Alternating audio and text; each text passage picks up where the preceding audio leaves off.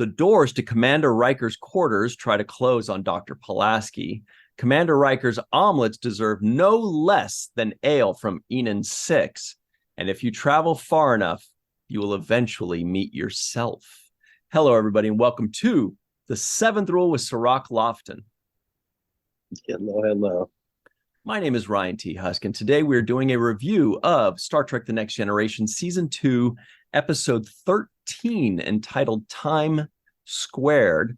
Story by Kurt Michael Bensmiller, teleplay by Maurice Hurley, directed by Joseph J. Scanlon, who I think might have been the director last week as well.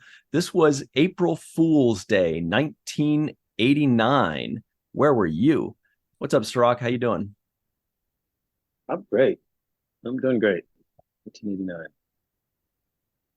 It's like a time capsule, man. It's crazy when you get to see these things and, 1989. That's what they were talking about. All right. But great music came out in that year. Great music, in my opinion.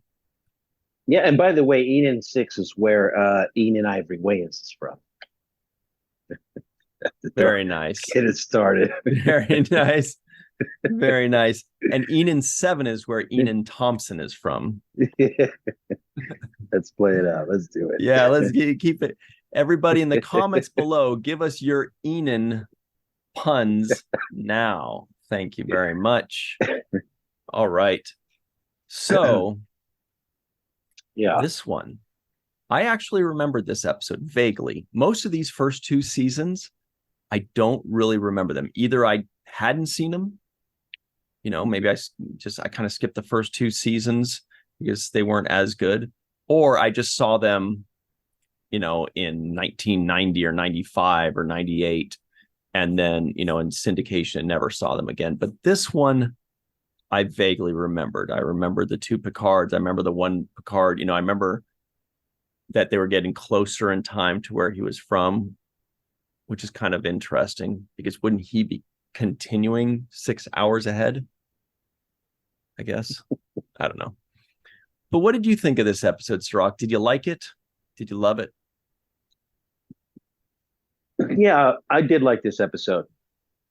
The teleplay was done by Maurice Hurley, and right off the top, I noticed that he's really good with language and building, really, framing up stories and setting up the flow of the pace. And I thought it was a good flow in this episode. So there weren't too many moments of lag. There was always something constantly either being solved or being addressed, and that kept the flow for me. So I want to credit Maurice Hurley for creating that tempo within the language.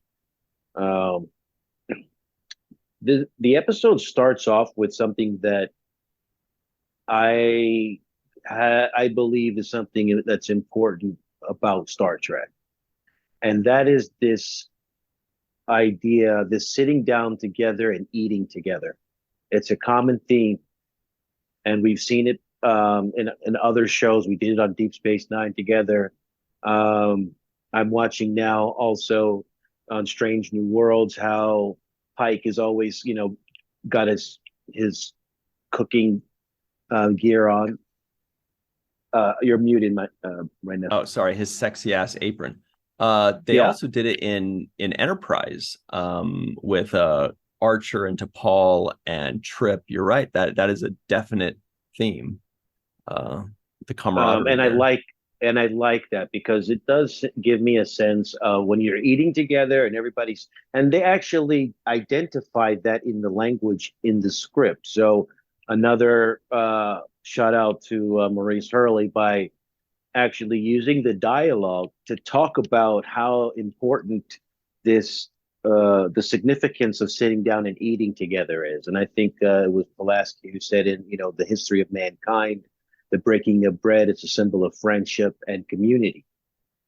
And that to me is a real significant theme that is constant when I watch Star Trek. Is this kind of sitting down, eating together, this symbol of friendship and community. That is what I do feel when I see those moments. Ironically, the breaking of bread is first mentioned. It's a biblical theme, Hmm.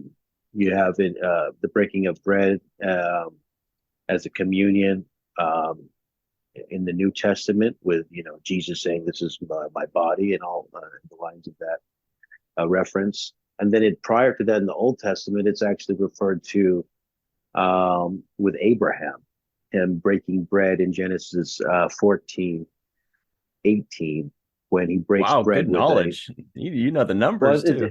I know the reference because it's something that I've referred to before. Hmm. This the origin of where breaking of bread comes from. It's Yeah, in I love it. the first story is in Genesis 14:18. It's where Abraham is breaking bread with a person, a biblical character named Melchizedek, which has a whole serious another backstory that can go on and on in a whole other podcast. But Melchizedek is an important Old Testament figure, and the first breaking of bread is done in that passage in 14:18. So so yes, I believe that Maurice Hurley also had an understanding of this passage, both either from the New Testament or the Old Testament, is which I'm describing here, and incorporated that ideology into the meaning behind this sitting down and breaking bread and having this communal friendship bonding Hmm. kind of moment when you see the crew doing it. That's really interesting. And especially you were talking about, Riker and the breaking of bread and the biblical significance. Because you'll see in actual later episodes, Riker actually turns wine into urine, which it's very similar to you know what I mean? Like Is that a it's a real little, thing? That's a real thing. probably. I think we all have that Maybe. talent. But uh, but uh, just to add to what you're saying, I also love the camaraderie scenes. Whether they're playing poker, whether Benjamin Lafayette Sisko is cooking peppers, or yeah. T'Pol is trying to eat breadsticks with a knife and fork, or any of these things. These are Or moments they that could be we at the remember bar. forever. Yeah, Yes. they could be at Quark's bar, Mm-hmm. gambling or drinking. Just the idea of getting together to celebrate or to eat together, to enjoy activities together. I agree with you that it adds a level of camaraderie there, that you feel like, oh, these guys are really on the ship together. They have a bond together. It's no different than all of us going out to eat and hang out when we're at the convention together. We're like, hey, let's go meet up and grab a bite, pizza over here, or a drink over here.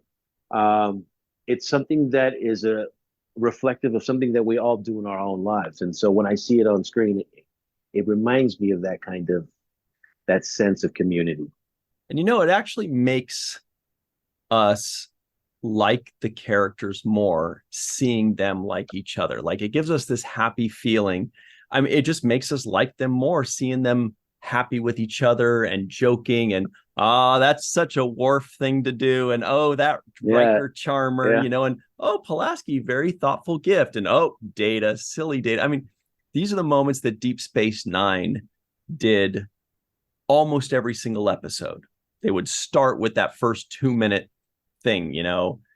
Quark is telling O'Brien and Bashir why they're crazy, and then they talk about their holodeck thing, and then something happens. O'Brien to ops or whatever. And Next Mhm. Generation doesn't quite do that as much, but these are the moments that we love so much, and it was such a charming scene. Riker, and I want to echo your sentiments with Murray about Maurice Hurley. Personally, I thought this was one of the most sophisticated and mature scripts that we have seen out of the first 38. It was it was well paced, it was mature, and he had such an understanding of not just the characters, but where the characters are headed. I felt Riker was the most Riker so far. This was this was the first episode that felt like a later season episode. The way Riker is giving Picard advice, Mhm. almost like on a personal level. Picard is entrusting, his innermost thoughts with Riker. Deanna Troi is going everywhere the captain's going because she's needed. She's important. Everybody has their role. Worf is being funny. Riker's being charming. It felt like a later season episode, and it felt like they were all much more. The way Riker said "Owan eggs" when they said, "What kind of eggs are these?" And he went, "Owan." Like, he just said it so funny and weird. I'm like, there's no need for that, but it gives us a little taste of his eccentric personality. So I was surprised and how much I also enjoyed this. and those reactions at that dinner table or the dining table were indicative of each character's, right? It Yeah. was LaForge starts choking when he eats it right away. Like, he hates it. He's like, "This is garbage. This ain't no soul food. This ain't Sisko's Creole kitchen." Is as So far Alaska is as far from Louisiana as you can be. yeah, he started choking it up like, whoa, whoa, whoa. And then Worf, obviously, as he's eating it up, everybody's all eyes on him. So I like the cutaways where Data's kind of soaking it up. He's like, so Data's taking in the information, right? So that's his character. It's like, okay, so he thinks it's bad. He likes it a lot. Mm-hmm. And so, and just goes, like those delicious. Exactly. Data's face gives me an example of who he is personality wise. Pulaski's over there look like rolling her eyes. And of course, Riker is enjoying how bad how bad it is, essentially. So there's a lot of playfulness there that I think really sets up this episode. And then it goes right into, mystery, science fiction, real science fiction, which is this is what I want to see. There was no B plot, and it totally didn't need it. Like, there was a mystery, and we took it step by step. The scoring was terrific. There was like this thumping scoring. It was terrific. I noticed the scoring myself. I wrote down music adds a nice gravity to the moments. It just accentuated the moments in a very good way. It gave the tension. It gave us the kind of eeriness where there was an eerie feeling, like I don't know really what's going to happen. A really good pace, and they captured the essence of really good science fiction for me, which is what I used to love about Twilight Zone. Yeah. This mystery. There was this mystery where I couldn't solve the puzzle. I'm as the viewer trying to solve the puzzle just like everybody else, right? We're all watching it thinking, okay, if I was presented with this challenge, a version of me from 6 hours in the future, and you're like, okay, for example, as I'm trying to solve the puzzle, Data and LaForge were going through the shuttlecraft and figuring out that reversing the polarity as opposed to normally charging and doing the opposite of what you would do was causing it to work, right? That's how they were able to get the power back to the shuttle. So I thought that same logic would work to solving this dilemma. Doing the opposite of whatever you think you should do, right, would be the answer. And it actually turned out to be that was kind of the case, right? Yep. The opposite is to run away from as opposed to run towards, right? Yeah, through. If it's pulling you, just barrel through it. Right. With minimal damage, by the way. I thought that it was going to be torn apart, and it was going to be dragged out, and it was going to be like a stay course, we're losing antimatter cohesion and all, but no, they just power through. They're like, all decks are fine, no casualties. See you next week, everybody.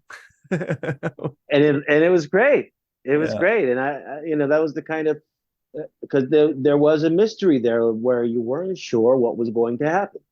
You weren't sure how it was going to play out. There's two Picards. How obviously going to get rid of one of these Picards, and how are they going to go about doing that was the real question. I thought also that Patrick Stewart did a great job in this episode. I think this was I thought it was one of his best acting performances up to this point. And specifically when he was doing the scenes when he first discovered himself in that shuttle pod, and there was a close up on his face, Yeah. And the concern in his face, I thought, was legitimate. He seemed to be really concerned about the moment, the gravity of it, that he's looking at it himself. I actually thought that registered in his performance. So I thought he really deserved a lot of kudos for the way he did this episode. I I thought his think acting that was better. I feel like the characters just felt more comfortable with this script. It felt like the actors were able to be themselves a bit more. And I know they're supposed to be playing characters, but they were able to be themselves as actors. Riker let loose. I mean, he's never chill like this. This is his first time being like the cool guy, being like Yeah, the fun fellow, the Captain Pike or yeah, whatever, you know? And this was Picard being a little bit more vulnerable, you know? I didn't quite like when he kind of threw a tantrum in sick bay. We could talk about that a little later. There was one or two lines where I was like, I don't know if that works, or maybe it was the directing of making him act a bit more gruff than I thought it needed. But in general, he just felt more comfortable with this because it was more of a personal thing. There wasn't a ton of techno babble. There was some, but it was more just about solving a mystery and trying to understand this person. Then there's a moral dilemma. They just all felt so much more comfortable. Pulaski, Diana Muldaur was more mhm. comfortable. She was compassionate. She was stern when she needed to be. Uh, there was one point I that mean, was a she little tells weird, Troy that she's gonna like take away the captain's right? authority, And and I believed her. she was fun in the opening scene. You know, it was the first time I noticed. I was like, wow, she's got beautiful eyes, because they did some close-ups on her big blue beautiful eyes, and she had her moments to shine in this episode. So here's a something I had heard that this was a quote very boring episode. And I was very so I was prepared for the worst. I was very happy. Yeah. I was like, I'm perfectly fine with this episode. I'm perfectly entertained and comfortable. I'm I'm focused. I'm sitting with it bit by bit. I was very happy with this. I thought it was a great one. Yeah. Um, I didn't know what to expect going into it. I didn't know what we're gonna get. Times squared is all I had as the kind of basic reference point. So I did feel like it was going to be obviously a time related issue, time travel or some time anomaly. So that was the basic, clue that I had going in. But past that point, I thought the pace was good. I thought starting off with the opening scene with them kind of having their, crew moment of hanging out together and, joking around, and then it going into something serious about a shuttlecraft that had one humanoid life form aboard. I thought, okay, that's great. Then they cut to the craft itself kind of stumbling and floating, which I'm not sure was redone or not by the guys that redid a lot of the graphics. It kind of seemed basic and almost like the time period. So but I did like it. I thought it was basic but still cool because it was kind of tumbling and out of control. And I, did my little picture. So it was one of my moments where I'm like, oh, let me do my little shuttlecraft picture. So there it is. But and so yeah, I thought there were moments where everybody had a function to play that fit well together.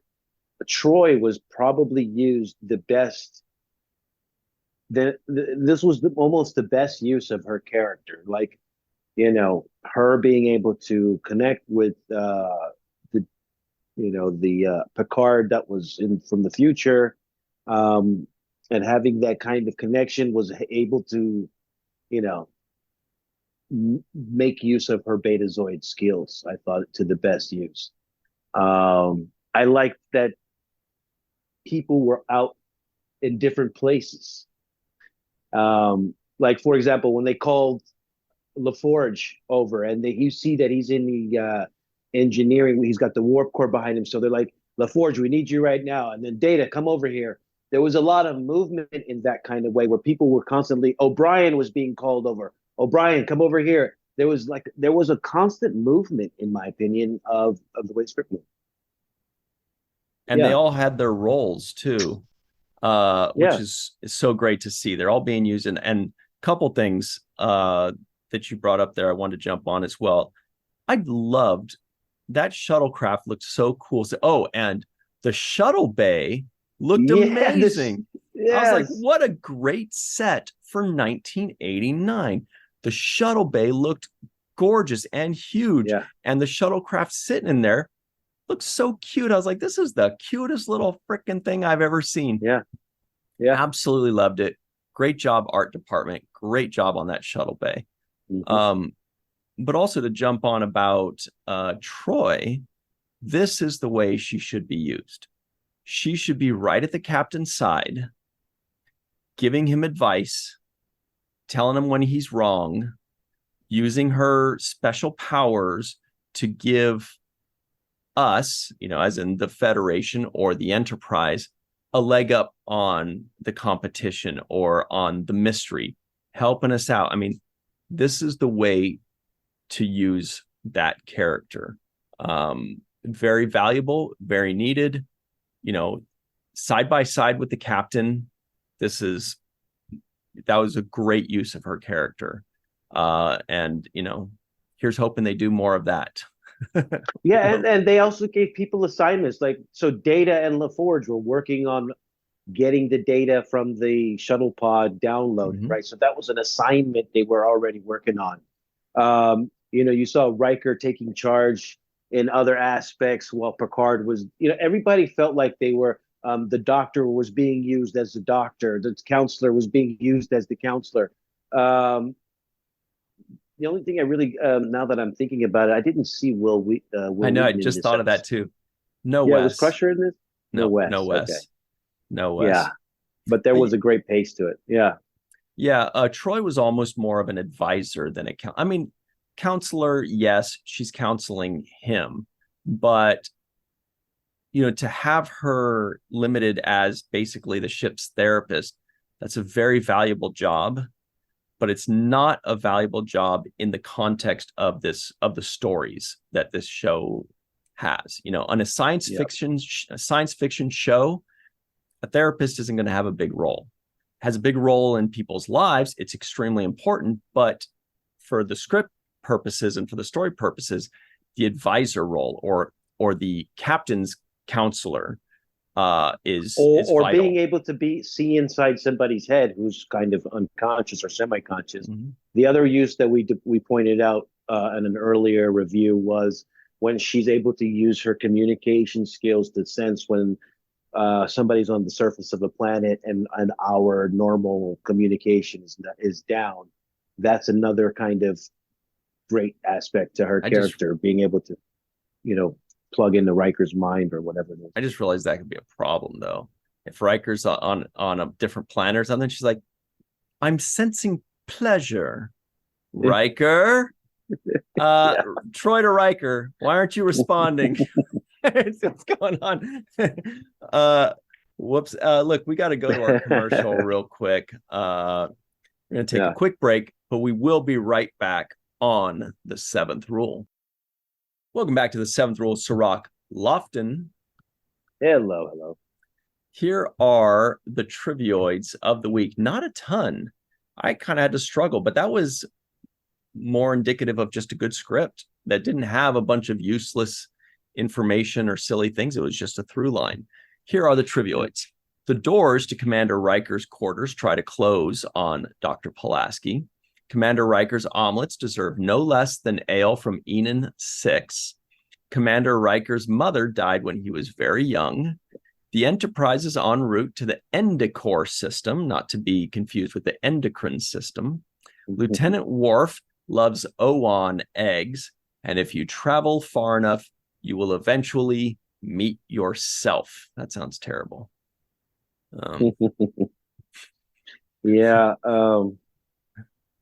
So I want to give examples of a few things that I like. The one of them is we were talking about Troy and how she's able to add to the story if her skills are used properly. Yeah.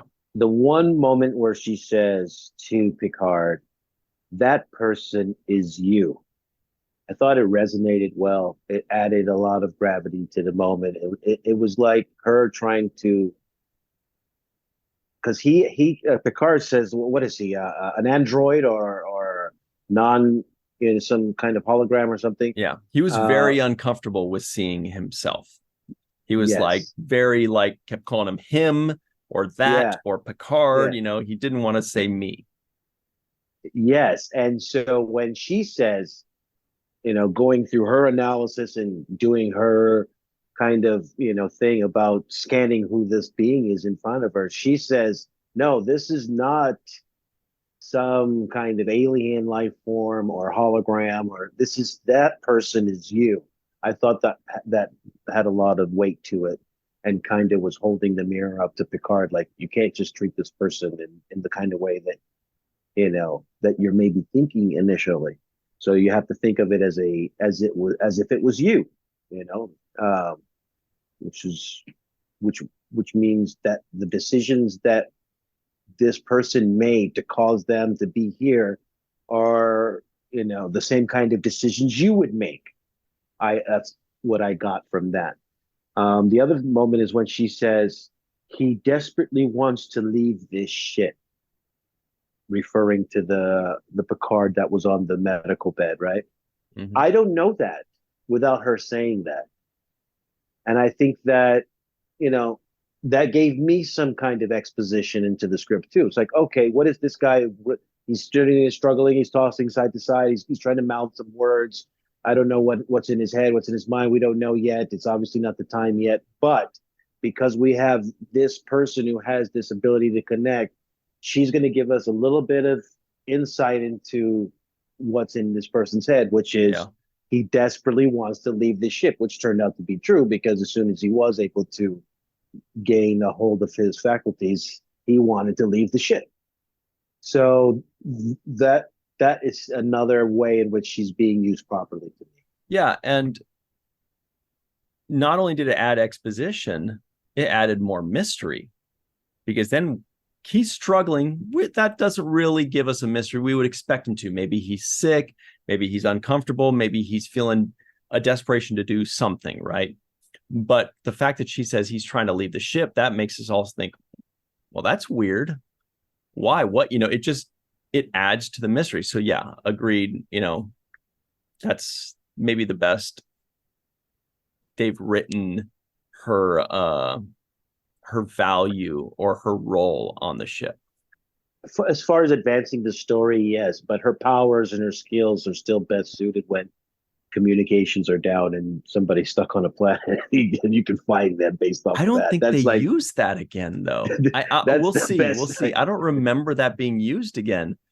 Yeah, But that again, that is a dangerous. That is. that's a superpower that I Yeah. almost am scared. I'm scared of Mm-mm. my significant other having that kind Yeah. of a superpower. But Yeah. let me go on to say a little bit about backstory for Riker.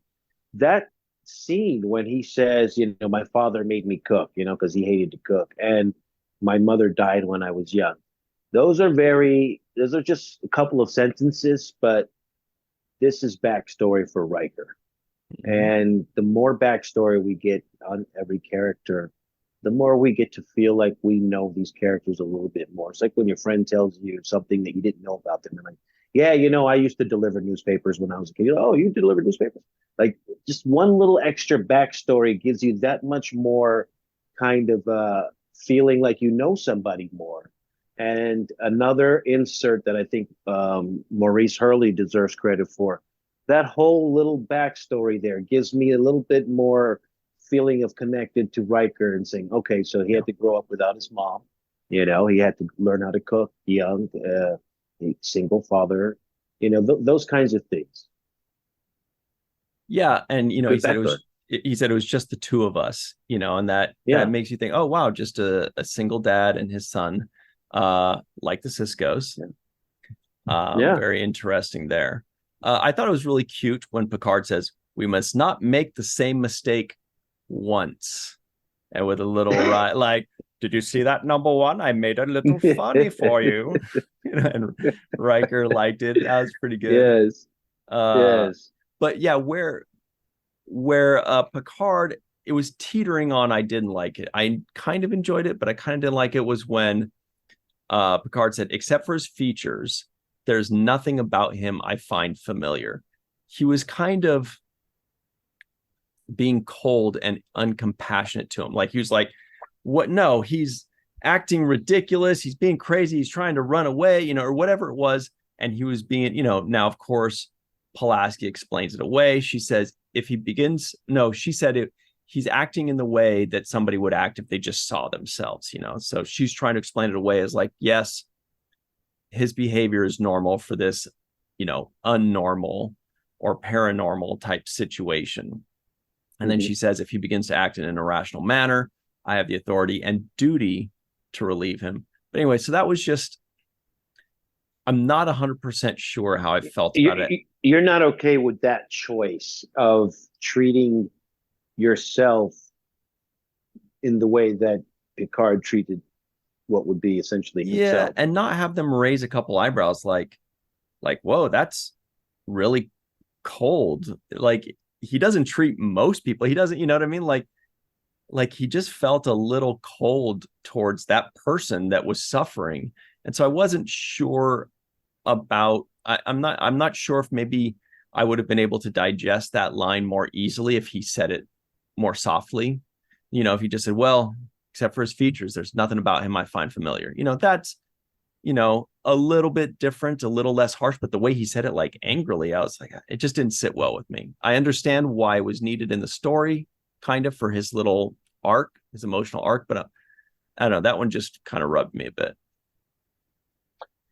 Yeah, I think that's a little foreshadowing on Patrick Stewart's part, that he's going to get to a place in the script where he has to kill this man. And so he's foreshadowing that in his performance by having a detachment to him, as opposed to, giving us, I would think, a more sensitive approach to the situation. Because, the way I looked at it, though, honestly, Ryan, I looked at it in a different way. The sense that I got was he was disappointed in that Picard. Yeah. So that was why I felt like he was talking to him like that. I felt like he was talking to him like that because he's thinking, because I mean, everybody knows that the old adage that the captain goes down with the ship, right? That's like that's almost the first thing you think. The captain goes down with the ship. The captain goes down with the ship. You never find the lifeboat, and everybody died on the ship except for the captain. He's like, so long, suckers. Poor bastards. So that was, to me, the biggest thing that was insulting to him about this Picard he was looking at, was like, son of a bitch, what did you ran away from the moment?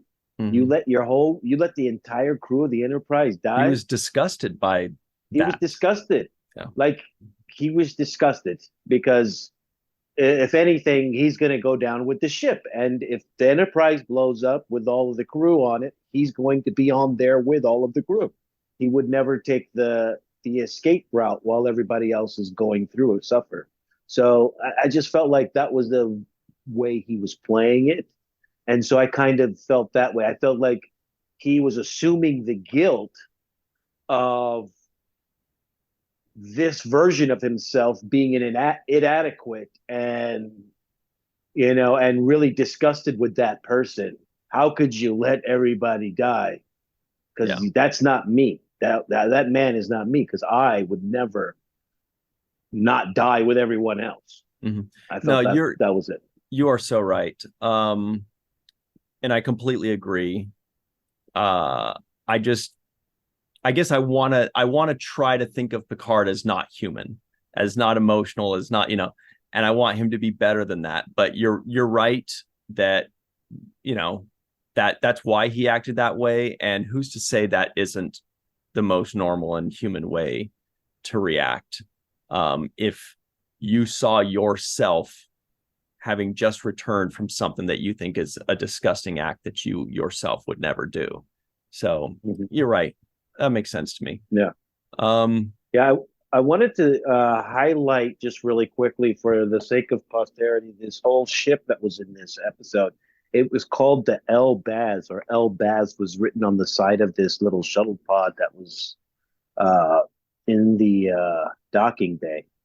So I looked it up, and El Baz was actually a real person who, his name is Farouk El Baz, and he was an Egyptian American space scientist who specifically worked on the Apollo program going to the moon, and he was one of the lead geologists. His name is Farouk El Baz. You said Egyptian. Egyptian American. Very cool. Yeah, I'm seeing the image now. You're right.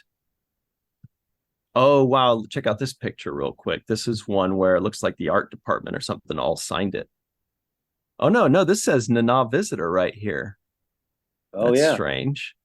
Nana Visitor? Actual... That's Mira Furlan. Yeah. What episode has Nana and Mira Furlan? I mean, it's got to be Deep Space Nine. That must be a museum piece right there. And they just, when people go to visit, they just sign that ship. I see Alexander Siddig here, Alice Kriega, Roxanne Dawson, Ethan Phillips.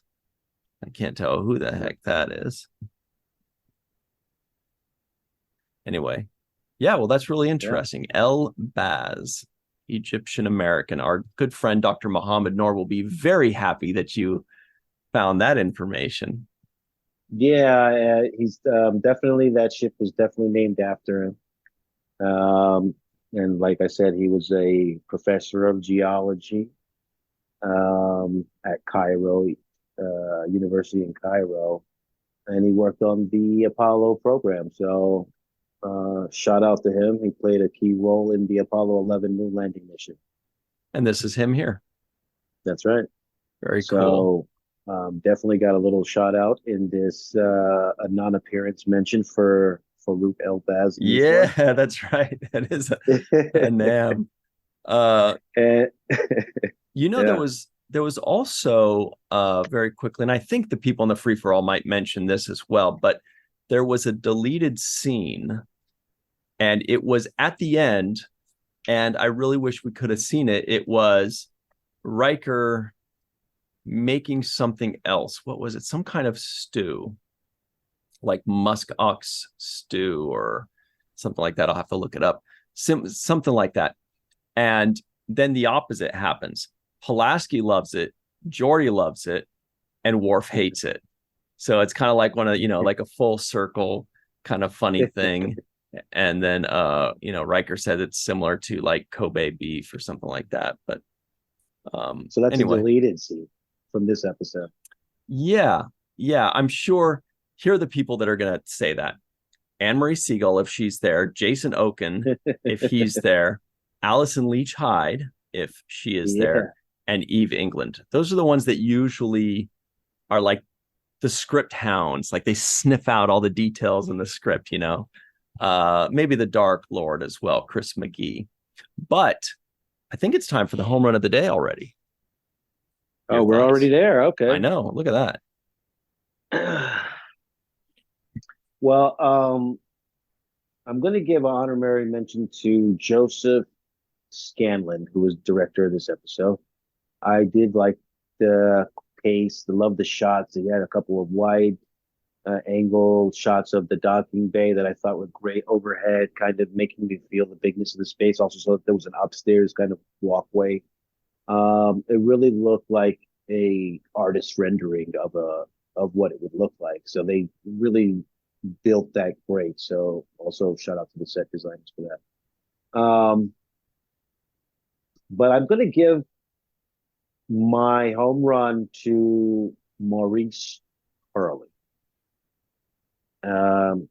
We see his name always in the producer credits. But this is him writing this particular episode, doing the teleplay, and I just felt the richness of the script. I felt the real kind of mastery of each character's voice, and I thought that he had that really down pat. So I'm going to give Maurice Hurley the home run of the day. Yeah, I agree. Same here. And I was just thinking, if his middle name is Lawrence, he will be the Three Stooges, Larry, Moe, and Hurley. Come on. I got to find out if his middle name, if it is Lawrence, that's got to be on purpose. I don't know, maybe not. But also very quickly, a couple of things that made me laugh I wanted to point out was when Pulaski says, "Do you know what you're doing?" And Picard says, "No, release him." First he says, "Release him." She goes, "You know what you're doing?" He said, "No, release him." And then when they both walk out, they're like walking extremely similarly. Two Picards walking in step. And then they say, Riker says something to Picard, and then they both say, "Understood." Anyway, that was very funny. Great stuff there. Lots of little comedy pieces. But I agree, Maurice Hurley gets the home run of the day. It was a sophisticated, mature script. It wasn't trying to do too much. That's what I mean by mature. It wasn't trying to do too much. It stuck to the story. It gave the characters, the full arcs. He found their voice, as you said, and it stuck the landing. Everything was cool. He didn't go super deep. It wasn't insane. He didn't make the ship blow up. The one we were on. Yeah.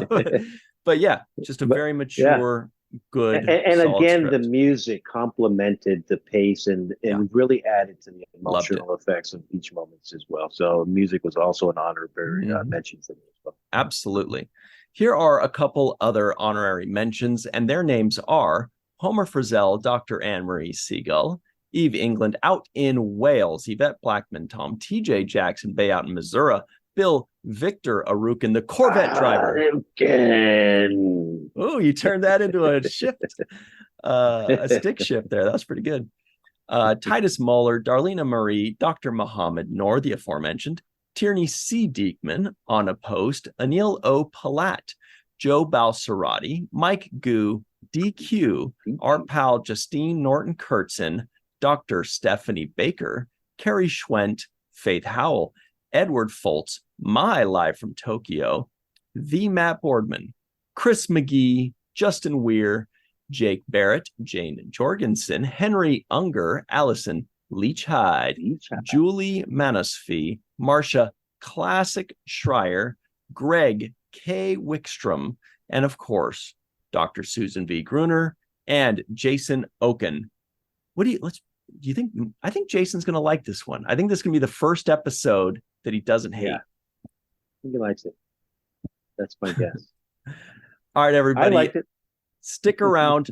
Please remember, you can listen to this show wherever you find your podcast. Just look up The Seventh Rule. And please check out our sister show, The Seventh Rule 2, which has all the new Star Trek series. We have tons of guests on. Lower Decks, Strange New Worlds, Picard, Prodigy, Discovery. We cover it all. Tons of amazing guests. That is The Seventh Rule 2, wherever podcasts are found. Stick around. We'll be right back on The Seventh Rule. Hey, everybody. Welcome back to The Seventh Rule with Cirroc Lofton and the free-for-all. It is Melissa Longo here. We also have my live in Tokyo. We've got the Dark Lord, Chris McGee, wearing an awesome family shirt. Jason Okun is also here, wearing a pretty cool rad shirt of his own. Dr. Susan V. Gruner is here, classing up the joint for us. Oh, it's a Jake. Hang on. Show everybody. There it is. It's a Jake. All right. Senator Vreenak. Eve England is out in Wales. Looks like she's got a Chat Pack shirt as well. Boy, everybody's showing up today. We got TJ Jackson-Bey out in Missouri with a cruise shirt. Carrie Schwent is here, who loves the Star Trek cruise as well. We've got Faith Howell, who dips in and out like a superhero. Oh, She's wearing her Prodigy Enterprisian shirt. Awesome. Gorgeous. And Allyson Leach-Heid is here. Looks like she's ready for, oh, Riza, perfect. Riza. Oh, I'm Riza too. Riza and Ah. Chill. Watch. Check this one out, Cirroc. Yeah. Oh, Okay. He goes, okay. You will Allison, see that yours, episode. your shirt looks like you actually got it at a gift shop on Riza. It looks like one of those like shirts you go when you're on vacation at the Bahamas or somewhere. It's really cool. All right.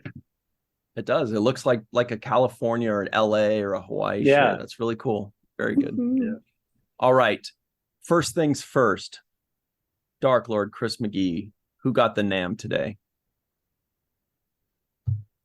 2. There were 2. I only got 1. Oh, just one. Oh no, That's just all. one. Yeah, Anybody it? know? Yes. Traveler. Yep. Oh. TJ then says that's 2. Traveler. And Mannheim. Mannheim. Then Was there's he- 3. Was he in an episode, Mannheim? Yeah. I don't Yeah. know. I We'll already always forgot. have Paris. Right. Very good. And we got a third one. Wow. We got a third one. Right at the very beginning, Riker mentions his father. Oh yes. Of course. This And is we true. see his father Yeah. very soon. in the next episode. Wow. It's This got surprising a we lot of haven't names. seen him yet. Though. I'll have to get Homer involved. What is Riker's dad's name again? Kyle. Um, Kyle. Kyle. Thank you. Beautiful. Somebody Faith. caught that. Faith Howell Kyle. says she's the worst at this game. I don't think so. All right. Oh, of course, Jake Sisko guesses the IMDb score. Oh. I'm gonna go 7.3.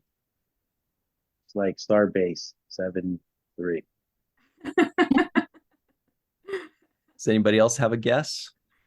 I don't know. I think it's a bit higher. 7.8.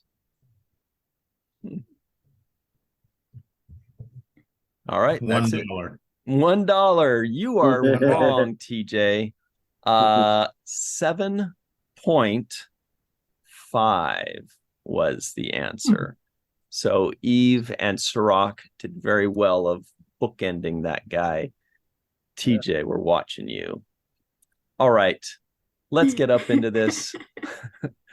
Melissa, can you get us started on the right track and tell us what you thought of this episode? Yes.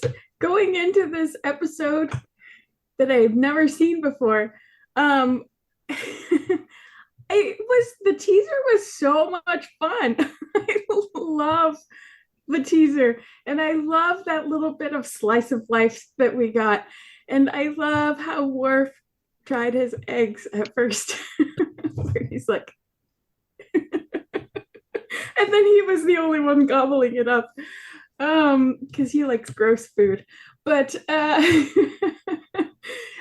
yeah, this episode as a whole kept my attention the whole time. It was a giant puzzle, which I like trying to solve puzzles. So that was good. And it felt like there was a bit more character development in this episode. And I like that we spent it with the crew and there wasn't really any outside influences in this episode. I like the continued development of Geordi and Data's relationship with each other. They're just fun. They're fun together. But I will say I do wish that there was a bit more of a payoff in discovering what was the cause of disruption with the Enterprise, because that was kind of left hanging. We don't really get any answers as to why the things happened with that. But I also think it was a great look into Picard's mind a little bit, in that he has to face himself, and I wasn't sure if he killed himself at the end or it just stunned him. I wasn't sure. Did he kill himself? And I think so. how weird that would be. Is that categorized as a suicide? Yeah. I know. Is that suicide or is that murder? Is that, yeah. What a weird thing to sit with. Yeah, those were my thoughts. Interesting. Good points. Thanks very much, Melissa Longo. What is up, my live in Tokyo? How did you feel about this episode? It was a good episode. I liked it. That's why I've got the picture from We Always Have Paris, and the Beatles lyrics, because there was a lot of that stuff going on. I thought it was kind of fun, I think it's a metaphor for self-doubt and self-growth. I think, taking the well-traveled road is one way through life. Listening to others for advice on the best way to proceed is often good, but simply throwing caution to the wind and forging ahead on a whim, I think, 2 of those 3 lead to no growth, and the third, however, takes you to a new situation. Since our lives are not in space, it's usually a safe bet you're going to live through it, but be altered forever somehow, maybe hopefully for the positive. Like, Picard doubts himself, and as desperation takes hold, he finds it within himself to risk something yet untried. And I think this is how many of us travel the world and learn languages and try food and new jobs and get in relationships. I guess the key to charting a good course is to listen to yourself and your instincts, but also be able to overrule instinct and tell yourself what to do sometimes. So on that note, I think I'll finish up with the final stanza of Robert Frost's poem, The Road Not Taken, which I thought was appropriate for this. It reads, I shall be telling this with a sigh, somewhere ages and ages hence. 2 roads diverged in a wood, and I took the one less traveled by, and that has made all the difference. That's it. Excellent. Thank you very much, Chris McGee was giving you a very polite Bajoran clap there. He is here as well. What's up, Chris? What did you think of this one? Oh, this one. This is an interesting episode. It's opposite day on the Enterprise, because the power connections to the shuttle pod had to be backwards and the stimulant had the opposite. Anyway, so I kind of remember hearing about or reading somewhere, and someone please correct me and set the record straight, but I remember someone, maybe even Roddenberry himself, had kind of mandated at the beginning of the show that Next Generation will not have any, or should not have any, time travel episodes in it, because the original series just did it to death, and not only in the series but also in the Star Trek 4, for example, which happened right as this show was airing. So I seem to remember someone saying that, yeah, there was like some mandate that was brought down that said you can't have any time travel episodes on the show. So the writers had to get creative, because they knew that time travel episodes are generally popular amongst fans and audiences.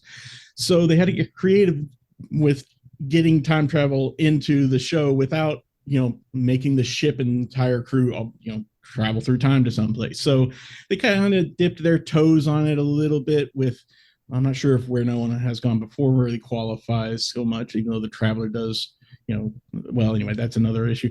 We'll Always Have Paris does dip a little bit into it.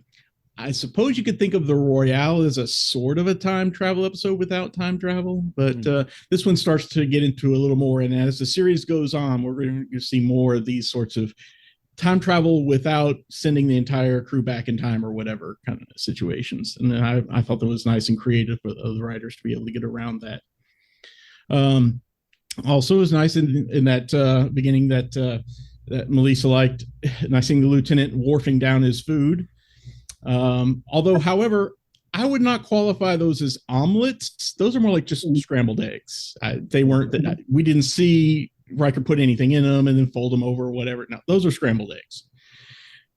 I wonder why O'Brien showed up in the shuttle bay when Picard asked only Pulaski to show up there. He just kind of appears. I don't know if he is contractually obligated to have an appearance and at least a couple of lines in every episode this season. I don't know, but that was kind of an interesting thing. And I'll bet, speaking of Dr. Pulaski, if she had been on the bridge when they went through the anomaly, after they finally made it through fine, and Worf pronounces, there's no casualties, I would have bet she would have said, wrong, Worf, there are casualties. My wits. Ah, Points to anyone who gets that. Regardless, my memorable quote of the episode, it's kind of tough to pick one in this. So I'll just pick the one as close to ones that I remember most often. And that is when they see the future Picard for the first time, and Riker calls out to him, says, "Are you on the bridge?" And Picard answers, "Where else would I be?" Oh, last thing, not to be outdone by Cirroc, but in this episode, Picard was really beside himself. hey, Ha ha ha ha. hey. There you go. Thanks very much, Chris McGee. Jason Okun is also here. What's up, Jason? Do you have any fun jokes too? No fun jokes. Maybe I don't have a sense of humor. And it looks like Picard doesn't either for quite a lot of these series. This episode is a little, I'm a little conflicted about it. At some level, it's certainly better than a lot of the other entries in season 2. It certainly tries a very interesting science fiction concept. Perhaps I'm a little bit jaded by another time loop episode that's going to come a few years down the road, Cause and Effect, that actually is quite a bit more fun to watch than this, both from, I guess, the scripting standpoint and frankly, the execution standpoint, because I think, Frakes did a wonderful job with Cause and Effect. And this is kind of middling and not as exciting, frankly, as actually Scanlon's last sort of outing. I mean, this is a bottle show, for lack of a better description. I mean, this is a bottle show. So you have to have something a little bit more kind of exciting going. And at some level, the script was written in such a way that you have sort of this kind of brooding mood to it and sort of tension. And I think it translates. And I think the music played a big role in it. There were the actual score reminded me of the Planet of the Apes a little bit. Those music cues give you sort of this uneasy feeling throughout, which was intended, but I'm not sure this is something I wanted to experience. One thing you see often is when the script is written solely by the showrunner, not a lot of hands touch it, and sometimes little things creep into it that basically little things that somebody, another pair of eyes may have noticed, and I'll talk about that in things left unsaid. There are quite a number of them here. But overall, I think, they accomplished what they wanted to accomplish. Again, it's one of the better episodes of the second season. And again, we do find out a little bit more about Riker, and the teaser is certainly fun. It doesn't seem to fit in the episode, and partly because, there was a tag that was supposed to bookend the entire episode with another scene where, Riker makes this Alaskan stew out of replicated moose meat. And they even talk about, they couldn't, the computer couldn't exactly get the moose right. And it's something sort of neither here nor there. It was, frankly, as written, it was a little cheesy. So maybe losing it wasn't so bad. It's just, but it would have been nice to see some kind of a bookend other than this. I'll save the rest for later.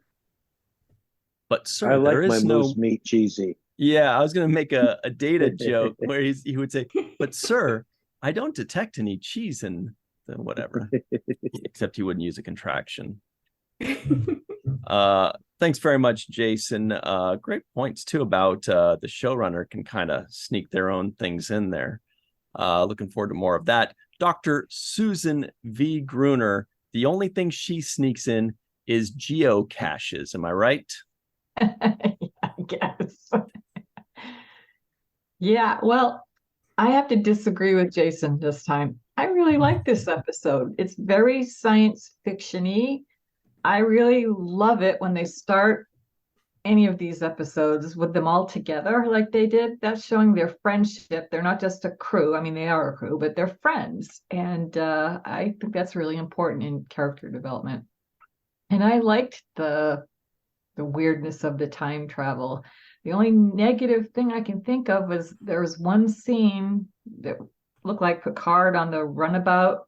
And it didn't look like Patrick Stewart to me, but I don't know how they do the split screens or whatever you call it when they're in the same person is in the same scene. But yeah, I like this episode very much. I love Dr. Pulaski, the way she worked and the things she said, and All of them, every bit. I wish they would have spent more time, like Melissa said, about this mysterious thing or whatever it was, because we never got closure on that. But I don't care. I still really liked it. Excellent. Thank you very much, Doctor. We've got Eve England out in Wales here. We made some predictions on who would have liked these episodes, and so far we got one wrong. What's up, Eve? What'd you think of this one?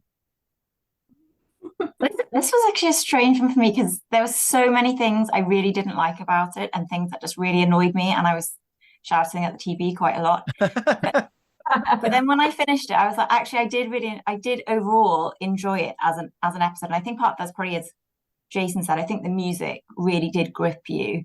It was so suspenseful and so foreboding with how they did the score that I think that sort of compelled you to kind of be involved with what was going to happen. And again, I agree with that. I loved that first scene. I mean, I just loved how ridiculous it was. I mean, the whole concept was just nuts. I mean, they'd have been so pissed off that they'd gone to someone's house for dinner and that's what they got, that horrendous looking scrambled eggs. I mean, it's just as well that Dr. Pulaski brought the booze. It's all I can say. I just thought it was hilarious. And I just loved, again, I think as you said, Sue, how you see them as friends and how Dr. Pulaski is always there. So I just love the fact that, you know, she's right in the thick of it all the time with her colleagues, and that was fun. But obviously the main thing I wanted to talk about was how Picard came across in this episode, because I just thought he came across so poorly and his behavior was just frankly appalling. I mean, he basically, as we've just said, he basically murdered himself and actually did it maliciously because he didn't want anybody in the corridors. He knew he was going to kill this other self because he had basically got it in his head that this was not a human. He called it a facsimile. He was just dehumanizing his future self the whole time.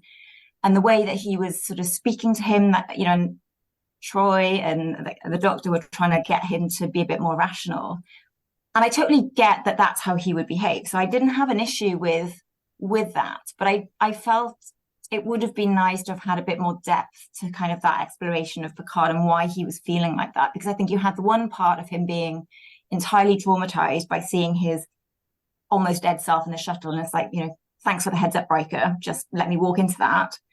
And then, you know, he's obviously going to behave like in that irrational way, and I loved how Pulaski kind of raised that and sort of said, you know, we might need to do something about this because he's not acting rationally. He even admitted to her that he didn't know what he was doing when he was letting him go. And the one of the main things I just felt then out disjointed with the way that sort of scene was playing out then is how Troy just seemed to be totally took it really personally when the doctor suggested that to her. And I was like, but you've just told the doctor that he's got all this doubt and that he's got so much going on and it's a really traumatic experience for him. But yeah, I'm deeply offended that you suggest that he might not be able to lead and command the ship. So I thought that sort of felt a bit disjointed to me. Found all of that all strange. But generally speaking, like I said, I thought I actually liked the fact that we didn't find out what on earth was going on and that it was just this mystery. And I liked that because it just made it about how the crew responded to it. And then I also liked the fact that they brought the Traveler back into it because that was one of my favorite season 1 episodes. But yeah, just generally, I just thought Picard really didn't come across well. So I'm still waiting for the episodes why everyone loves him, because I certainly didn't love him after that. This was the one. If you don't love him now, you never will. No, I actually thought about you specifically when he kind of threw a minor tantrum and said, I don't recognize this guy at all. I was like, oh boy, we're going to hear it from Eve again here, and she's going to have some ammo this time. Well, thanks very much, Eve. Great stuff. TJ Jackson-Bey's out in Missouri. What's up, TJ? What did you think of this one? Well, Chris stole my opening line. It's opposites day on the Enterprise. But I thought it was interesting how quickly they caught on to those things, especially Dr. Pulaski. As soon as she hit Picard with that stimulant, then she realized that it was doing the opposite thing, and she immediately, went and did the opposite treatment to get him to do what she actually wanted to do. So I thought that was pretty interesting, that but not really surprising, because they are scientists, and so by nature, they're used to tinkering with things and kind of seeing what happens, and so that fit right in character, with them as scientists, and recognizing that it's opposites day on the Enterprise.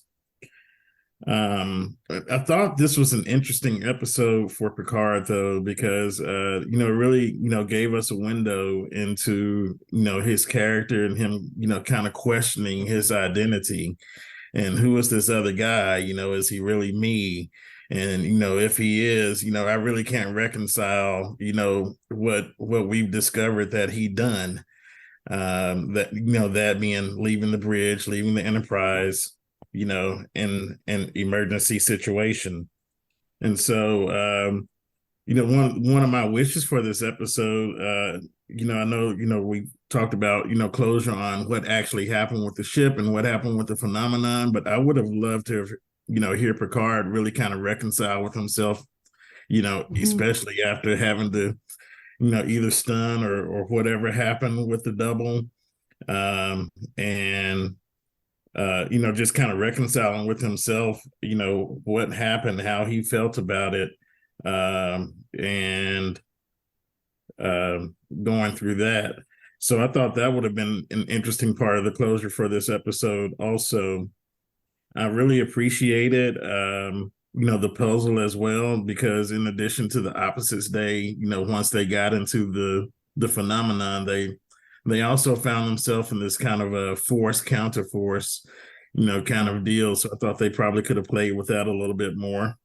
I appreciated the references to some of the other episodes that dealt with time, and mentioning the Traveler and Dr. Mannheim.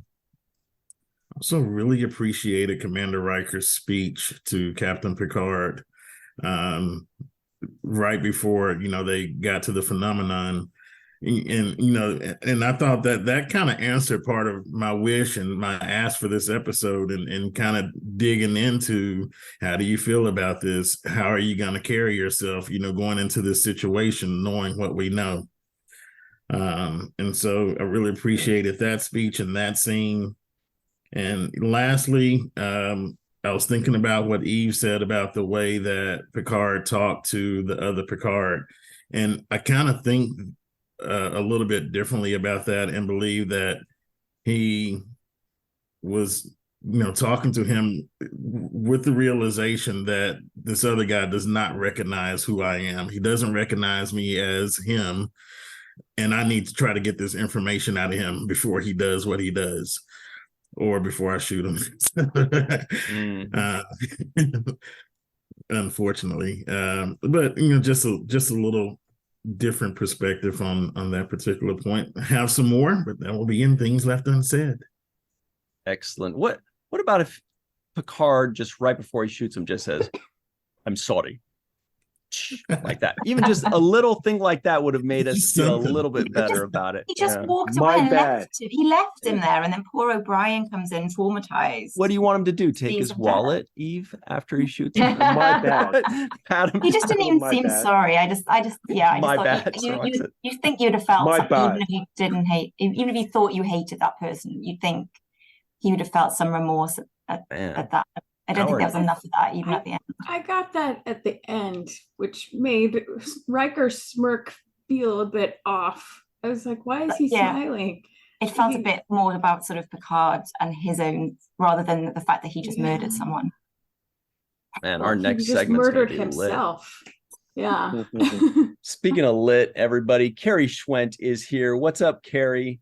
What did you think of this episode? Oh, this one is fun on very many levels, and I thought of a slightly alternate description of it, and you might appreciate this. I'm not sure if she's a Doctor Who fan or not, but this was wibbly wobbly, timey-wimey shenanigans, and I loved it. And the space tornado, the picture on the inside from behind Melissa, that is the time vortex. You cannot tell me otherwise. The doctor is absolutely behind the whole thing. He did something with the TARDIS, and that sucked the Enterprise into this choose your own adventure shenanigans, which is what the end definitely reminded me of. Because you choose your own adventure. You get to one page, okay, you're dead. So and then you start over and try to make different choices. I enjoyed those books as a kid. Jordy saying idiot proof just played me. That's not something you hear every day from a Starfleet engineer, that something is idiot proof. I've always enjoyed that particular phrase. Patrick Stewart really he stretches a little bit more dramatically later on, but he sort of gets like his warm-up stretches in, especially with the duplicate Picard laying there and all that face acting, because he doesn't talk for a good chunk of the episode. I really enjoyed that. The makeup work on the duplicate, especially when you first see him in the shuttle with all the contours around his cheekbones and whatnot. Absolutely fantastic. I really loved the scene, and it inspired both my background and the limerick that will follow them talk in the ready room, and he brings up the Persian flaw. And I love that. I love that idea. And I did a little bit of looking up about it, and it has something to do with, and I don't know how accurate it is, about that Persian rug makers would intentionally put a small flaw when they were creating the rugs, because only Allah is perfect. So something they create can't be perfect. So they put in the little flaw intentionally in that. And it got me thinking, and we can talk about it more in Things Left Unsaid about what everybody thinks their Persian flaw is, and people in the comments can throw in theirs. But that was the inspiration for the following musing limerick. Like Persian rugs, we humans have flaws, though overall we're worthy of applause. Perfection is boring. Flaws can be interesting. We all strive to be worthy of songs. Yeah, I really enjoyed Worf scarfing down the scrambled eggs. And they didn't even use the little dish of shredded cheese that Riker had on the table. You got to add. Right. It looks so good. The cheddar was right there. It's the best All it was part. missing was a little dish of ketchup. That's actually the question I want to ask when we hit the other segment, is how do you guys take your eggs? Don't answer. Faith Howell is here. What is up, Faith? How much did you love or not this episode? I mean, it was all right. I am, I think, going to play counterpoint to everyone else's take on the whole Picard murder side. I definitely could never take a multiverse situation actually happening, because my instinct is I would have shot him in the shuttlecraft before he ever woke up. We would not have gotten to sick bay. That's not supposed to happen. You're not supposed to have my face. So there would not have been an episode. I don't know what would have happened to the Enterprise had he not been there, but it would have been different. But I did have a thought about Pulaski, because you guys know she's not my favorite, but I did really enjoy that opening scene. Yeah, I know. But in this scene at the beginning, it kind of crossed my mind. I wonder if the Enterprise D crew would have developed into the family that they do, if not for her being there. Because prior to her, we didn't have poker games. They're now sharing meals together. They went to the holodeck. She was included in that first holodeck adventure. So I wonder, we're not seeing her instigate these events, but because she's in so many of them, I wonder if she's not that coworker that's like, hey, you guys, you want to hang out? When she first got on board, where did she go first but 10 forward? Not sick bay to meet with Troy. She went to 10 forward to talk to her. So just interesting thought I had watching this episode. Great stuff. I just learned a new term. Eve teaches us that the opposite of a party pooper is a party trooper, apparently. All right, Allyson Leach-Heid is here. What's up, Allyson? What'd you think of this one? Hello. I like this episode. I always thought it was entertaining. I could follow it really easy as a kid. I'm like, okay, we're only going back a little bit in time, but it's really exciting because the music sucks you in. Like it's not the camera work, it's the music. And you're like, okay, I'm in with this. And I love the opening scene, the breakfast with your coworkers. It's always fun. And Worf having the worst taste in food is okay. And it's my favorite line in the entire episode. Delicious. So I do love that. And yeah, Picard is kind of struggling, which I like watching because, he's always calm and collected. But this one, he's just like, I don't like this. I don't like that he's here. I have to deal with this. And I don't like that he's here. He shouldn't be here. The ship exploded. I should be there. So I like that he goes through that and is uncomfortable because it's nice to know that, again, even the captain of a ship has to figure something out about themselves, not just external things. So I like that too. And I was sad it took 41 minutes to see O'Brien. I got all excited at the beginning when I saw his name. I'm like, yes, O'Brien. And then I waited and waited. I'm like, are they teasing me? And then he shows up and just stands there and doesn't say anything. I'm like, no, you're what? And then, of course, he does start talking. But so would have preferred him a little bit sooner. But as for the non-ending for the puzzle, Hurley had originally wanted this to be a tie-in with Q. And so that was who was supposed to be doing this, not just some space anomaly. And then in the next episode with Q, which is 3 episodes later, it would kind of come out then that he was the one who was pulling the strings, as it were, but Gene didn't like the idea. So they just kind of cut the whole Q part out.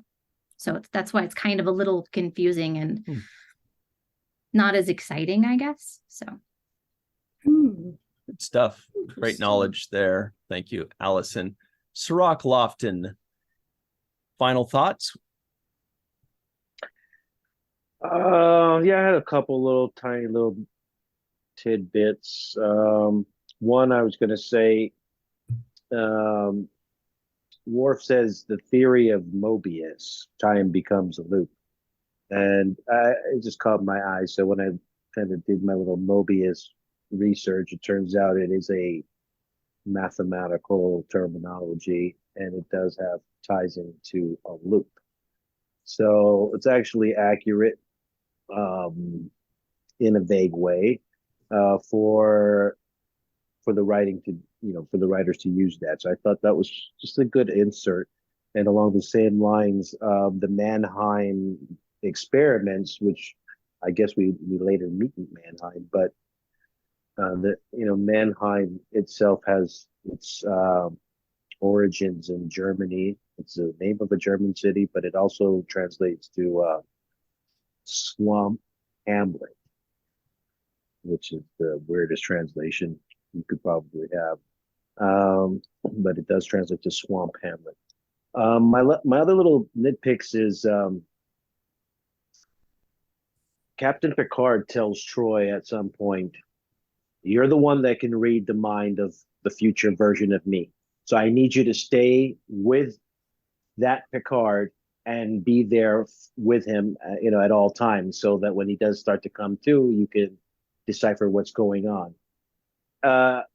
After that conversation is when Pulaski has a conversation with Troy, where Pulaski says, I'm sensing that Picard is something's off. I'm going to relieve him of his duty if I think that there's a problem here. And Troy defends Picard and says, no, he's acting fine. It's normal.